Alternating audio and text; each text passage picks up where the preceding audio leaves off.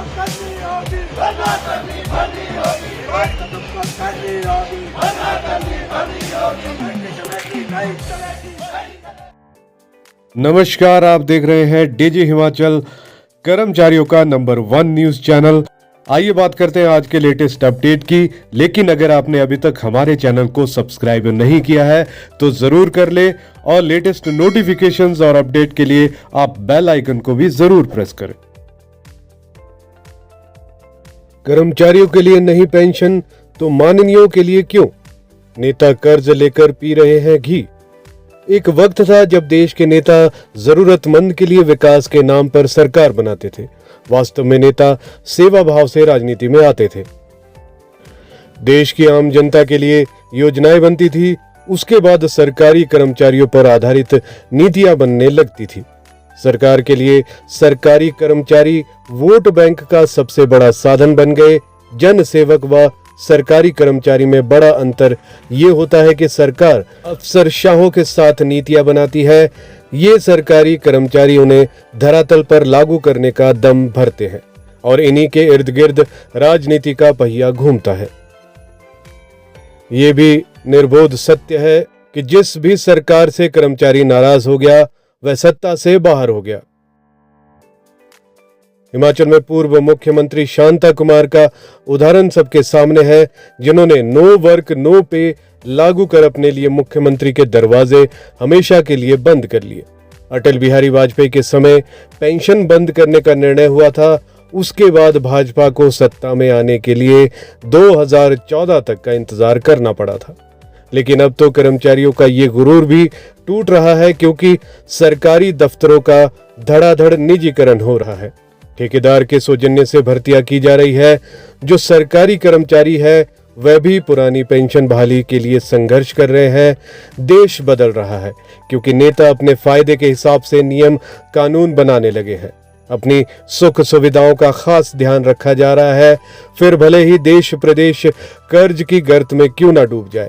ये बात इसलिए बतानी पड़ रही है क्योंकि जो नेता कभी समाज सेवा करने के लिए राजनीति में आते थे वह अपनी सेवा में लग गए हैं और अब वह ये कहते हैं कि यदि आपको पेंशन चाहिए तो चुनकर सदन में आए तो आपको पुरानी पेंशन मिल जाएगी। हिमाचल प्रदेश ही 70,000 करोड़ के कर्ज के बोझ तले दब चुका है। ये कर्ज निरंतर बढ़ता जा रहा है। हिमाचल प्रदेश में 2004 के बाद पेंशन खत्म कर दी गई, तो फिर आखिर क्यों उसके बाद भी सरकारों पर कर्ज का बोझ बढ़ रहा है? इसका मतलब यही है कि फिजूल खर्ची सरकार अपने मंत्रियों पर कर रही है, ना कि कर्मचारियों पर कोई फिजूल खर्ची हो रही है। हिमाचल प्रदेश के नेता बढ़ते कर्ज को लेकर एक दूसरे पर निशाना साध रहे हैं।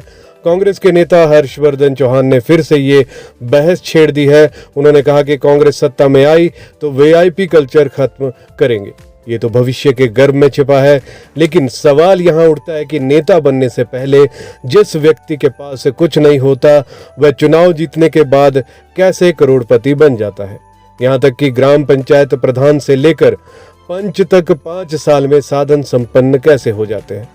नेताओं के लिए तो पेंशन का प्रावधान है, फिर चाहे वह शपथ के बाद एक दिन ही प्रतिनिधित्व करे वह पेंशन का हकदार है। लेकिन कर्मचारी अपनी सारी जिंदगी सरकार की सेवा में लगा देता है, उसको पेंशन नहीं है।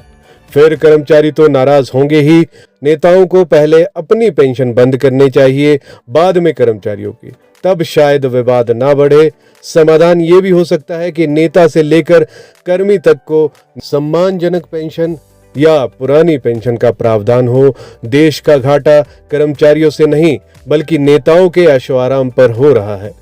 आपको सन 1974 के दौर की याद दिलाते हैं, जब एक चूड़ियां बेचने वाले दुकानदार की वजह से हिमाचल में माननीयों के लिए पेंशन लगी थी।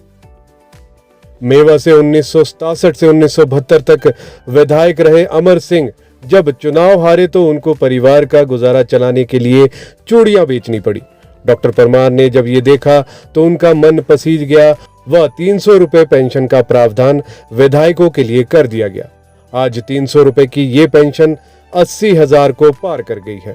प्रदेश पर कर्जा 70,000 करोड़ पार कर गया है। प्रदेश में बेरोजगारी 10 लाख हो गई है, जनता त्रस्त है, कर्मचारी पेंशन मांग रहा है, नौकरी ठेके पर है, कर्मचारी को पेंशन तो युवाओं को रोजगार की टेंशन है।